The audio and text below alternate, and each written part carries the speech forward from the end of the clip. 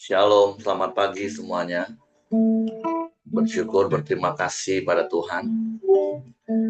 Pagi hari ini kita boleh bangun dengan tubuh yang diberkati, dengan kekuatan kesehatan yang baru yang datang daripada Tuhan. Dan kita boleh bersama-sama untuk kembali bersekutu, memuji, memuliakan nama Tuhan di minggu yang baru. Semua karena anugerah Tuhan, semua karena kebaikan Tuhan, semua anugerah Tuhan. Kalau kita boleh ada sebagaimana kita ada pagi hari ini. Bapa, kami bersyukur. Kami berterima kasih kepadamu pagi hari ini. Semua karena anugerah-Mu, semua karena kebaikan-Mu. Suatu pagi hari ini kami mau datang dengan hati yang bersyukur. Dan biarlah mulut kami penuh dengan pujian, pengakuan akan Engkau, Tuhan. Sebab Engkau yang layak dipuji, Engkau yang layak disembah.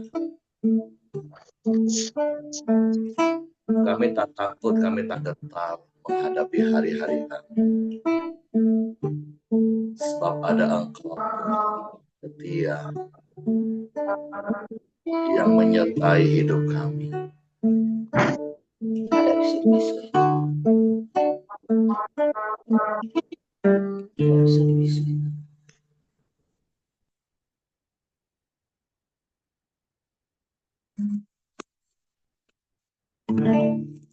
Bapakku datang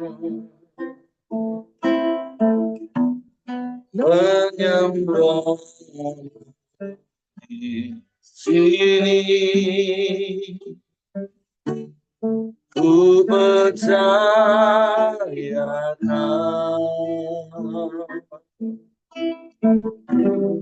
ada bagiku. Sekali berkatakan, Bapakku datang menyembahmu di sini, ku percayakan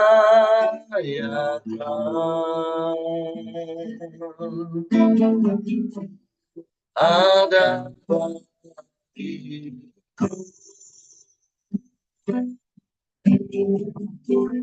Tak usah aku takut, Kau sertaku.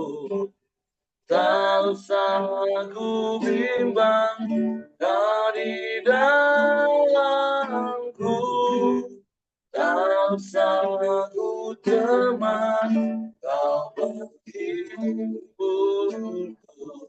Saat ku lemah, Kau kuatku.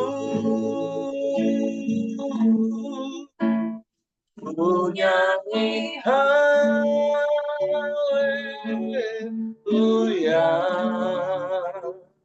ku nyanyi haleluya.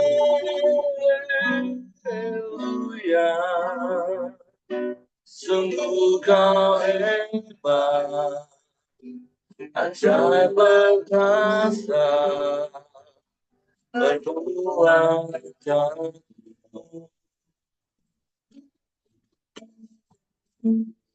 di hidupku.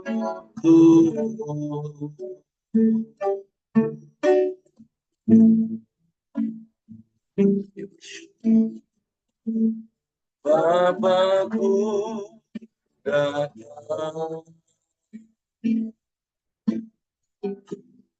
menyembahmu di sini, ku percaya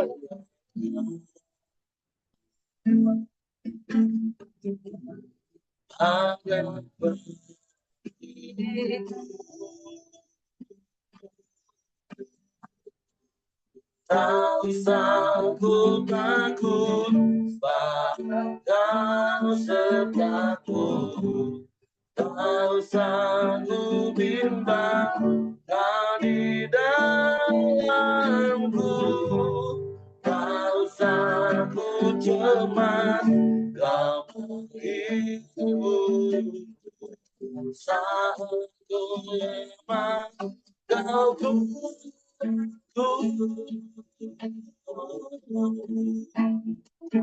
nyanyi haleluya,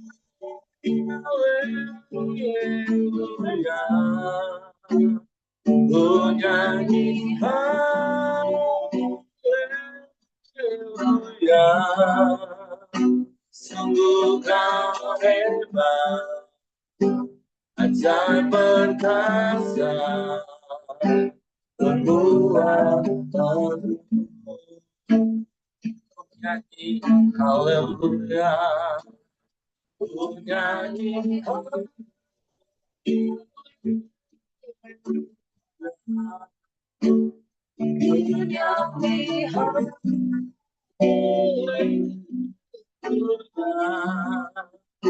sungguh Kau hebat, ajaib perkasa, berbuat baru. Ku nyanyi haleluya, ku nyanyi haleluya,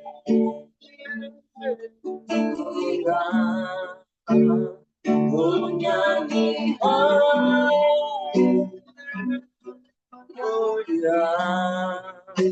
Sungguh Kau hebat, ajaib perkasa, berbuat baru.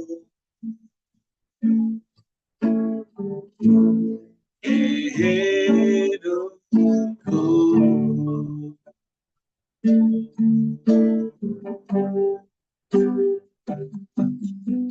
haleluya,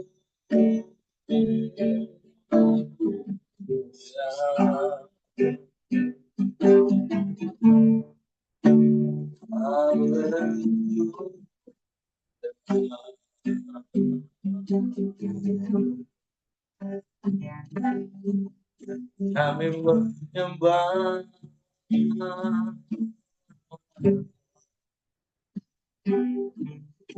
kami memuji.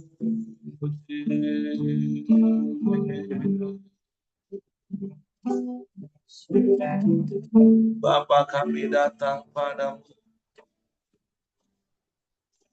menaikkan pujian syukur kepadamu.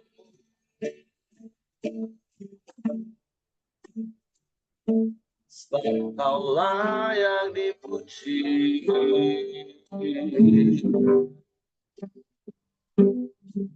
Kau layak disembah,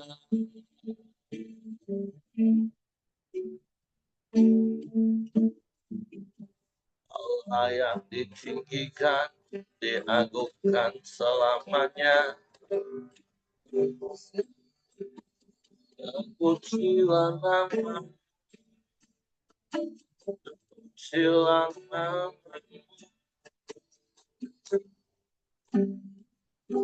haleluya, haleluya.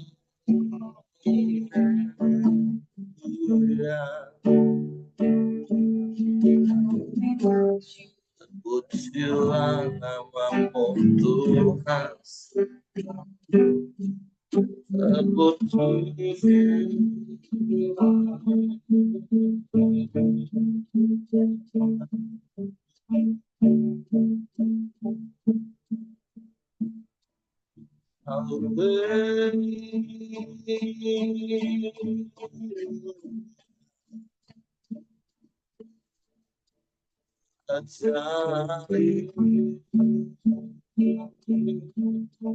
Perbuatan Tuhan dalam hidup kami,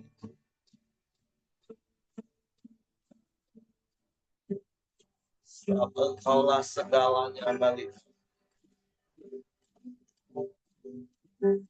Engkau lebih dari cukup bagi kami. Sebab oleh karena kelimpahan kasih karunia-Mu yang Kau nyatakan dalam hidup kami. Engkau segalanya.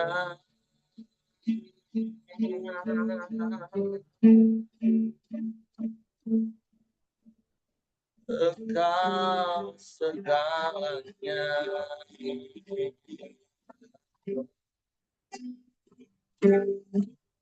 Yang terutama dalam hidup kami.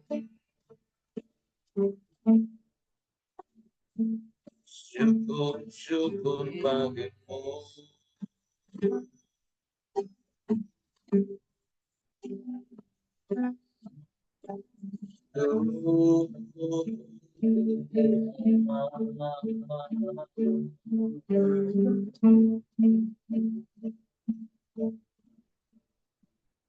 Haleluya, haleluya.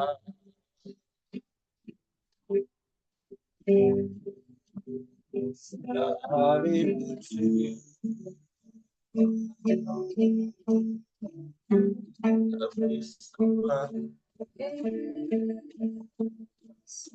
kami muliakan nama-Mu, kami muliakan nama-Mu.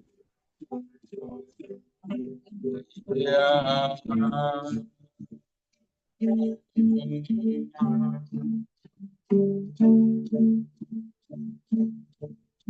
pujilah nama-Mu.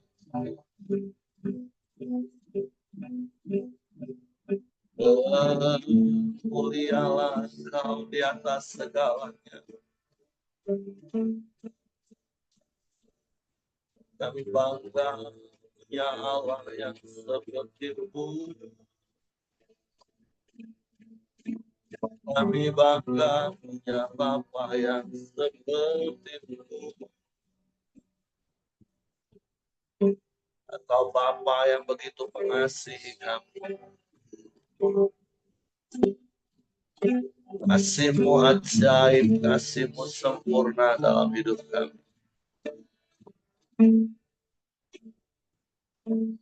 Terpujilah nama-Mu.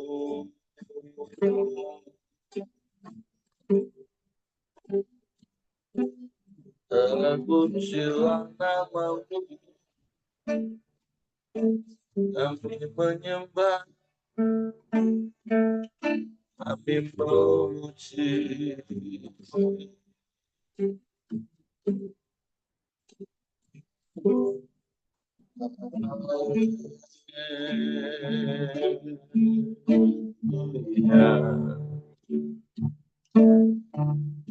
Terpujilah nama-Mu.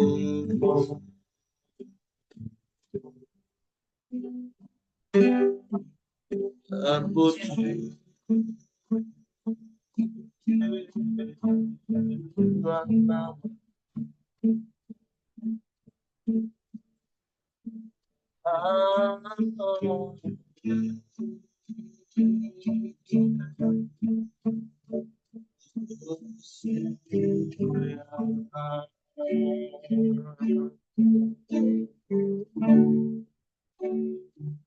hanya kepadamu kami percaya, hanya kepadamu kami mempercayakan seluruh hidup kami, Tuhan. Waktu kami tak takut, kami tak gentar, sebab ada Engkau yang selalu ada bersama kami. Immanuel, oh Allah yang beserta dengan kami. Engkau yang tidak pernah meninggalkan kami, Engkau yang tidak pernah membiarkan kami. Kami bersyukur, kami bersyukur. Terima kasih.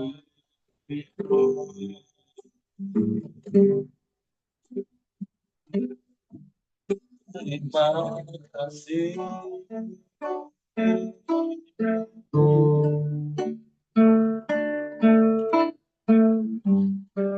Terpujilah namamu, terpujilah namamu, Allah yang ajaib, Allah yang perkasa, Allah yang hebat, Allah yang luar biasa. Kami bangga punya Allah yang sepertimu. Kami aman di dalam Yesus Tuhan. Terima kasih. Terima kasih.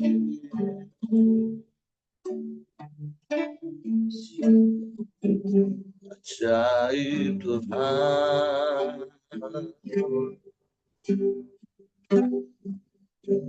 Ajaib Tuhan.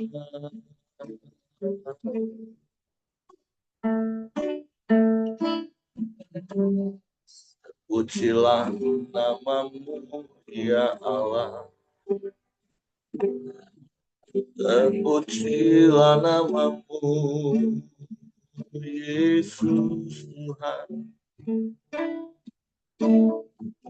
Namamu ajaib, namamu berkuasa di bumi di surga. Setiap lidah mengaku Yesus Engkau Tuhan. Setiap lutut bertelut menyembah padamu.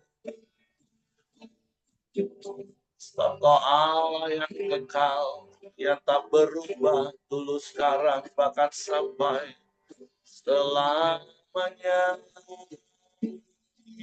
Kau tetap sama. Sebab itu hati kami tak gentar, hati kami tak goyah. Engkau beserta kami Tuhan.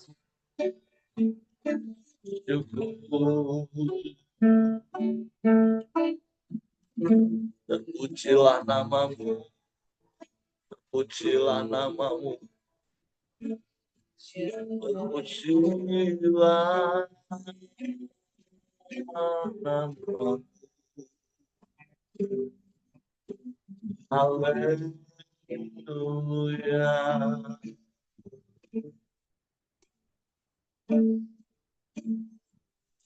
Haleluya. Haleluya. Haleluya. Syukur bagimu, syukur bagimu. Sebab Engkau Allah El Shaddai, Allah yang maha besar, Allah yang beserta dengan kami. Sebab itu kami tak takut, kami tak gentar. Tak usah ku takut, Allah menjagaku. Amin. Tak usah ku bimbang, Yesus di hadapanku. Ya, tak usah ku susah, Rohku hidupku. Tak usah ku temani yang memberkatiku. El Shaddai, El Shaddai, Allah kuasa yang besar, yang besar, El Shaddai, Dia El Shaddai, El Shaddai, Allah kuasa berkaya memberikan El Shaddai. Kami tak takut, kami tak gentar, Tuhan.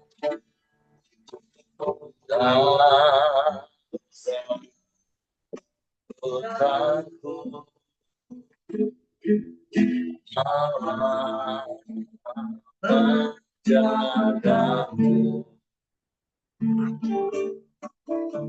tak usah bimbang. Yesus peliharamu. Amin. Tak usah ku susah, Roh Kudus hidupku. Tak usah ku cemas, yang memberkatiku. El Shaddai, El Shaddai, Allah Maha Kuasa, yang besar, yang besar, El Shaddai, Dia El Shaddai, El Shaddai, Maha Kuasa, berkaya melimpah. El Shaddai, hati melimpah, berkaya melimpah.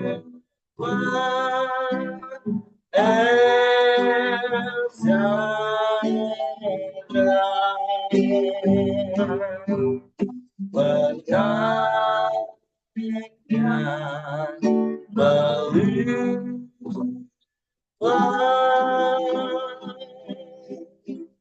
El Shaddai.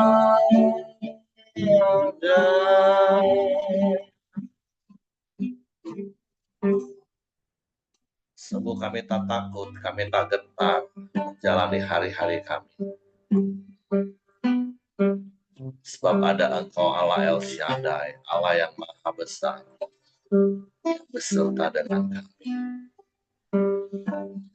Engkau yang tidak pernah meninggalkan dan membiarkan kami,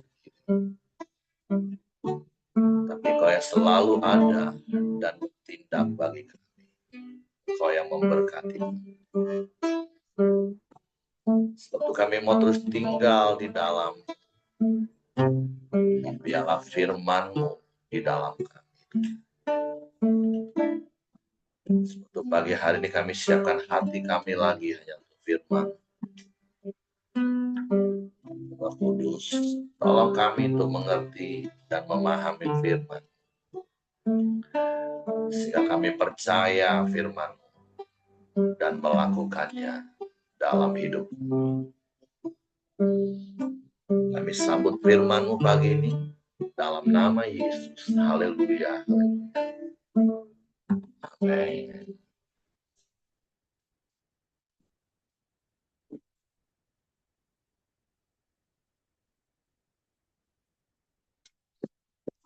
Oke, shalom, selamat pagi semuanya. bersyukur, berterima kasih pada Tuhan. Hari ini kita ada, sebagaimana kita ada, semua karena anugerah Tuhan. Dan hari ini kita sudah masuk di dalam kitab Hosea, pasal yang kelima. Kalau di pasal yang keempat kemarin, tentu ada salah satu ayat yang sangat terkenal, yang mengingatkan kita untuk kita mengenal Allah semakin hari semakin dalam. Karena kata mengenal itu bahasa Yunaninya epiginosko, bicara tentang hubungan suami istri yang semakin hari semakin mengenal satu dengan yang lain karena berjalan bersama, hidup bersama, sehingga semakin mengenal, semakin memahami, dan menerima dan menyesuaikan satu dengan yang lain. Itu kalau konteks pasangan suami istri. Nah, tentu begitu juga dengan Tuhan. Biarlah setiap langkah hidup kita berjalan bersama dengan Tuhan, dan semakin hari kita semakin mengenal Tuhan, mengenal secara pribadi, seperti Tuhan yang tentunya lebih dulu mengenal kita sampai ke dalaman hati kita, maka biarlah kita juga semakin hari semakin mengenal Tuhan, mengenal dan memahami isi hati. Sehingga kalau hari-hari ini tema kita adalah bertindak sesuai dengan isi hati Tuhan, maka biarlah setiap langkah hidup kita, ya, itu sesuai dengan hati Tuhan. Nah, seperti beberapa hari yang lalu juga saya berkali-kali ingatkan bahwa kekristenan itu kan sebuah kehidupan, bukan agama. Kekristenan sekali lagi bukan agama. Kekristenan itu harusnya menjadi kehidupan.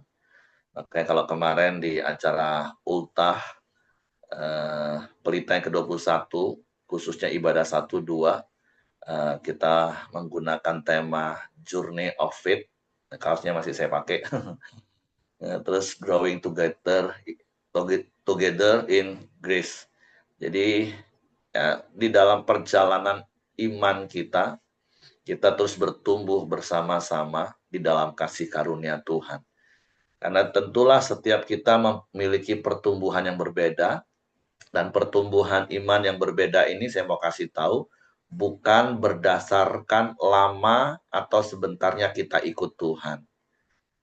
Tapi bagaimana usaha kita untuk mengenal Tuhan, dan salah satunya tentu lewat Coram Deo ini, atau secara umum 4M, itu akan membuat kita semakin cepat mengenal Tuhan dan kita bertumbuh dewasa. Karena sekali lagi seperti ada statement katakan kedewasaan itu tidak ditentukan oleh usia, tapi penerimaan akan tanggung jawab. Jadi sekali lagi doa dan harapan saya setiap kita adalah orang-orang yang dewasa rohani, karena hanyalah orang-orang yang dewasa rohanilah yang akan masuk dalam pernikahan anak domba Allah. Jadi sekali lagi, kedewasaan kita itu diukur seberapa dalam kita semakin mengenal Tuhan. Bukan berapa lama kita jadi orang Kristen, bukan. Ada banyak orang mungkin bisa puluhan tahun jadi orang Kristen, tapi karakter, sifatnya masih kekanak-kanakan, karena dia nggak bertumbuh maksimal di dalam kekristenannya. Karena hari-hari ini saya juga sedang mengajar bagaimana kita benar-benar memahami bahwa kekristenan itu adalah sebuah kehidupan, dan satu-satunya ciri kehidupan itu ada pertumbuhan. Sehingga ketika kita memberitakan Injil kepada orang lain, kita juga harus memahami, apalagi kalau dia orang yang belum percaya kepada Tuhan. Berarti kan dia benar-benar seperti bayi yang dalam kandungan, yang baru dengar benih firman, yang belum tahu apa-apa dan tidak bisa bertindak apa-apa, sehingga kita tidak boleh langsung memberikan peraturan-peraturan, hukum Taurat, perintah-perintah yang harus dilakukan, karena memang kapasitas dia belum bisa melakukan. Tapi mari sekali lagi, karena di dalam Hosea pasal 4 ayat 6 katakan umatku itu binasa karena tidak mengenal Allah. Jadi dari pasal 4 kita belajar untuk semakin hari kita semakin mengenal Tuhan secara pribadi tentunya, Seperti Tuhan mengenal isi hati kita, mari kita bertumbuh mengenal isi hati Tuhan. Sehingga kita tahu mana yang baik, mana yang berkenan kepada Allah, dan mana yang sempurna. Sehingga setiap apapun yang kita lakukan dalam hari-hari hidup kita, baik cara berkata-kata kita, cara bertindak kita, semua tidak lagi diukur menurut apa isi hatiku, apa keinginan dagingku, tapi apakah itu sesuai dengan isi hati Bapa. Nah, itu yang akan terus menunjukkan kedewasaan pengenalan kita akan Tuhan. Kita akan masuk di dalam Hosea pasal yang kelima dengan judul perikop yang pertama, ancaman terhadap Israel serta pemimpin-pemimpinnya.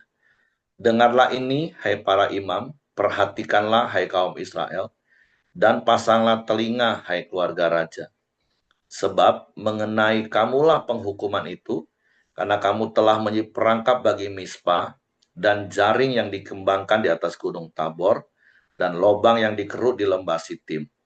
Maka aku ini akan menghajar mereka sekalian. Aku ini mengenal Efraim, dan Israel tidak tersembunyi bagiku. Sebab engkau telah bersinah, hai Efraim, dan Israel telah menajiskan diri. Perbuatan-perbuatan mereka tidak mengizinkan mereka berbalik kepada Allah mereka. Sebab roh perzinahan ada di antara mereka, dan mereka tidak mengenal Tuhan. Kecongkakan Israel menjadi saksi terhadap dirinya sendiri. Efraim akan tergelincir jatuh oleh kesalahannya sendiri, dan bersama-sama mereka juga Yehuda. Dengan korban kambing domba dan lembu sapinya, mereka akan pergi untuk mencari Tuhan, tapi tidak akan menjumpai Dia. Ia telah menarik diri dari mereka. Mereka telah berkhianat terhadap Tuhan, sebab mereka telah memperanakan anak-anak yang tidak sah. Sekarang pembinasa akan memakan habis mereka dan ladang mereka.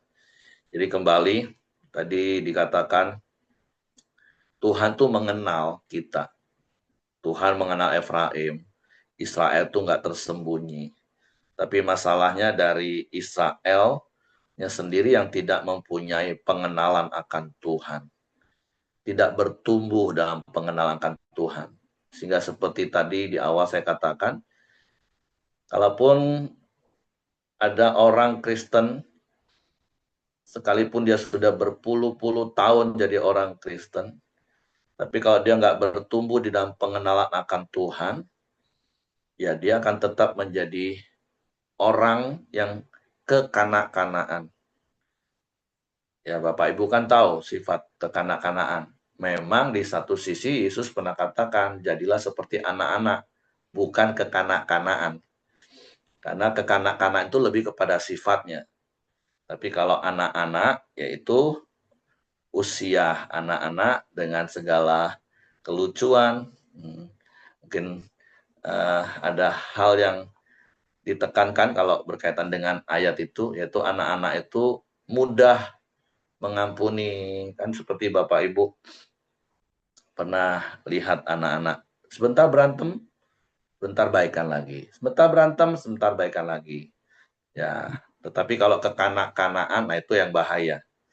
Ngambek aja kerjaannya. Dikit-dikit putus asa, dikit-dikit kecewa, dikit-dikit ngambek. Nah, tapi mari belajar untuk terus bertumbuh dewasa. Sekali lagi, karena kekanak-kanaan itu akan mengulangi lagi hal-hal yang salah terus. Makanya seperti apa yang Tuhan katakan, Tuhan mau supaya bangsa Israel itu mengenal Tuhan seperti Tuhan mengenal mereka. Karena pengenalan mereka itulah yang membuat mereka harusnya menjadi semakin dekat kepada Tuhan. Tapi karena justru mereka nggak bertumbuh dalam pengenalan, ya mereka berulang-ulang jatuh dalam perzinahan, meninggalkan Tuhan, mengikuti keinginan dagingnya. Nanti sudah terpuruk, berseru-seru, teriak-teriak cari Tuhan. Nanti sudah agak lega dikit, mulai kumat lagi. Nah, jadi mari Bapak Ibu, melalui firman Tuhan ini, mari kita diingatkan untuk kita belajar untuk mengenal Tuhan. Dan salah satu caranya ya seperti apa yang kita sedang lakukan hari ini, Koram Deo. Kita kan sedang praktek 4M. M yang pertama dan M yang kedua. Dan saya berdoa, saya berharap, saya mendorong Bapak Ibu, apa yang Bapak Ibu dengar setiap pagi, apa yang Bapak Ibu bisa renungkan, belajarlah untuk mempraktekannya segera. Karena sekali lagi kata kunci dari belajar itu adalah segera lakukan. Apa yang kita dengar, lakukan. Itulah taat.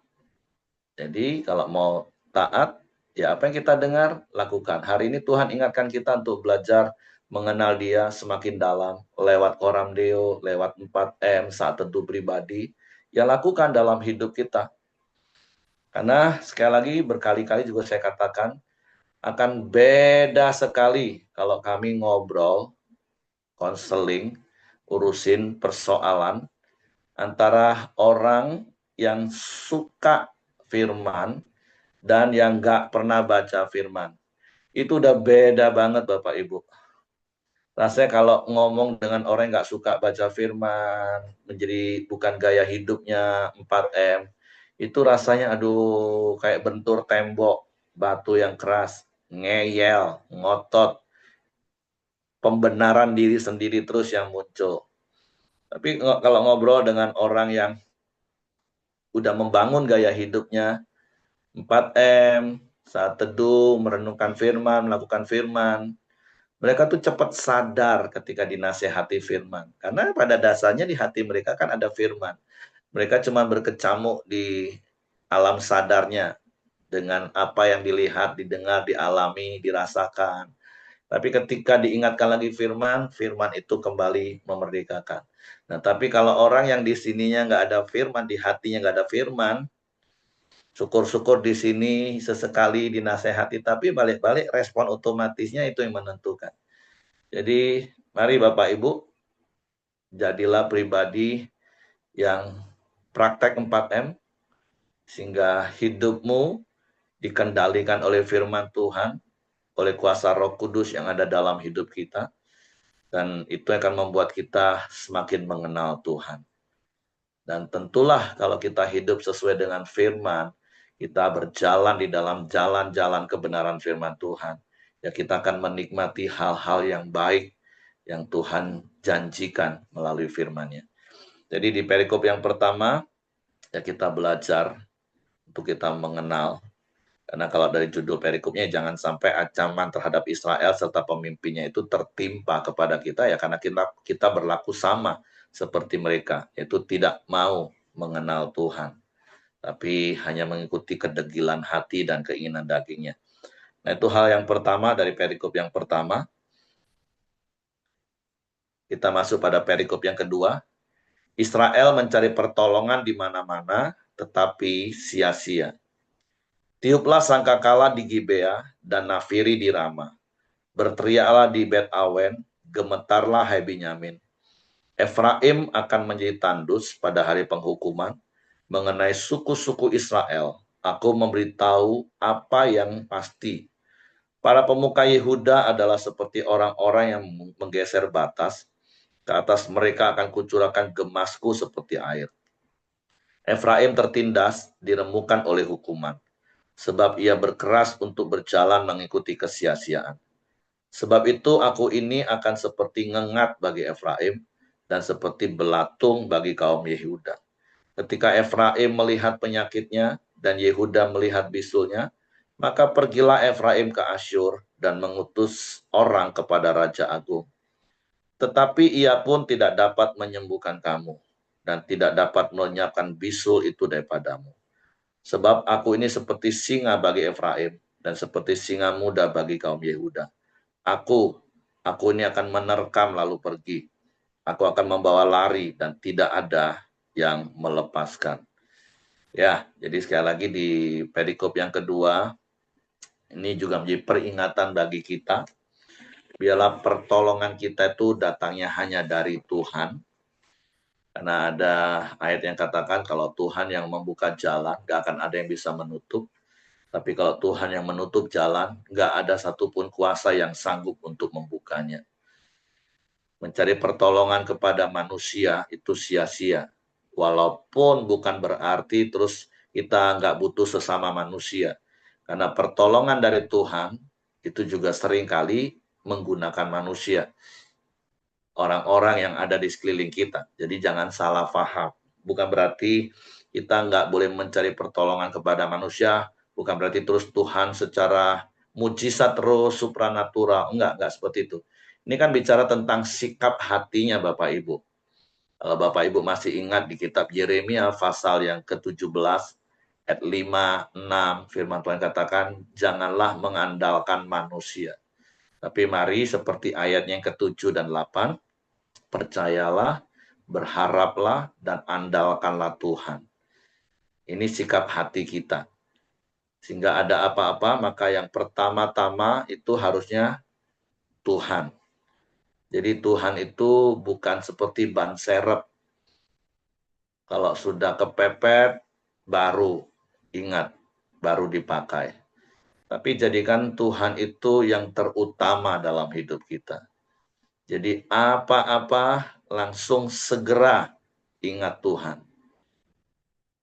Nah, ketika kita membangun gaya hidup seperti ini, maka saya percaya kita tidak akan pernah menjadi orang yang hidup dalam kekhawatiran. Walaupun berkali-kali saya harus katakan, diserang rasa khawatir itu normal. Jadi iblis itu akan segera menawarkan rasa khawatir melalui apa yang kita lihat, apa yang kita dengar, apa yang kita alami. Wah, dia akan cepat segera menawarkan rasa khawatir. Tapi orang yang mengenal Allahnya, yang berjalan bersama dengan Allahnya, maka sesaat itu juga firman yang ada di hati kita, Roh Kudus akan mengingatkan, sehingga terus langsung respon otomatisnya ingat Tuhan. Jadi bukan khawatir dulu, bukan panik dulu, bukan mentok dulu, bukan sudah benar-benar give up dulu, baru ingat Tuhan. Tapi begitu saja ada serangan panah api si jahat, langsung ada ketopong keselamatan, langsung ada perisai iman, ada pedang roh, sehingga melawan setiap tipu muslihat kekhawatiran oleh iblis itu dengan memperkatakan firman. Jadi hari ini Tuhan ingatkan kita, pertolongan kita itu datangnya dari Tuhan. Ya, seperti lagu yang sering mungkin Bapak Ibu nyanyikan, pertolonganku, pertolonganmu begitu ajaib, kau telah memikat hatiku. Jadi mari Bapak Ibu, hari ini Tuhan ingatkan kita, ada dua hal. Yang pertama, mari terus bertumbuh di dalam mengenal Tuhan. Dan saya percaya orang yang terus bertumbuh di dalam mengenal Tuhan, maka ketika dia menghadapi situasi di mana iblis bisa menawarkan rasa khawatir, tapi seketika itu juga, kata kuncinya seketika itu juga, dia akan bisa tetap tenang. Karena seperti 1 Petrus 4 ayat 7 katakan, kuasai dirimu, jadilah tenang, sehingga kamu dapat berdoa. Dan seharusnya itulah gaya hidup kita. Sekalipun hari-hari ini kita hidup di dunia yang semakin sukar, kita hidup di dunia yang semakin sulit, kita hidup di dunia yang semakin jahat, kita hidup di tengah-tengah dunia yang semakin tidak menentu. Karena sekali lagi 1 Petrus 4 ayat 7 katakan, kesudahan segala sesuatu itu sudah dekat. Itu waktu Petrus tulis Bapak Ibu. Ini bukan sudah dekat lagi, kita ini sudah ada di dalam situasi kesudahan segala sesuatu itu. Tapi sekali lagi, mari terus kuasai diri, dan saya percaya orang yang mengenal Allahnya secara pribadi, maka firman itu yang akan terus bekerja dalam hidupnya oleh kuasa Roh Kudus, itu yang membuat kita bisa menguasai diri, tetap tenang dalam segala keadaan, sehingga bisa berdoa, berkomunikasi dengan Tuhan, karena Tuhan yang mengenal kita lebih dari siapapun. Jadi dua kebenaran itu, karena kalau ayat yang terakhir itu nanti akan bersambungan dengan pasal berikutnya. Karena pertobatan yang pura-pura dari pihak orang Israel. Nah, ayatnya lebih detailnya akan nyambung di besok. Dan saya berdoa berharap sebagai pembuka, supaya besok Pak Hamdi juga sampaikan, jangan sampai pertobatan kita itu hanya pura-pura. Atau istilah saya, ada banyak orang sebenarnya bukan bertobat, hanya sekedar kapok. Karena kebentur, kepala benjol, ngomong kapok, nggak akan lari-lari lagi. Tapi sudah benjolnya hilang, ya lari-lari lagi. Nanti tembok ditabrak lagi. Nah, atau makan banyak permen seperti anak kecil. Oh, sakit gigi, kapok nggak mau makan permen lagi. Nanti udah rasa sakitnya hilang, makan permen dan coklat lagi. Nah, tapi saya berdoa, berharap pertobatan kita itu benar-benar metanoia, berbalik, bukan muter-muter. Tapi benar-benar hidup kita berjalan ke arah Tuhan, semakin dekat, semakin mengenal, sehingga kita semakin kuat. Seperti Elia yang terus berjalan ke gunung Allah, ke gunung Horeb, dan berjalan semakin kuat karena kekuatan firman dan Roh Kudus yang ada dalam hidup kita.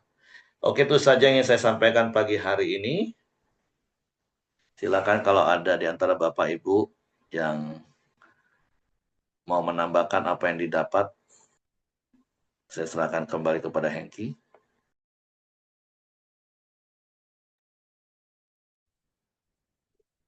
Ya, terima kasih Pak Heri.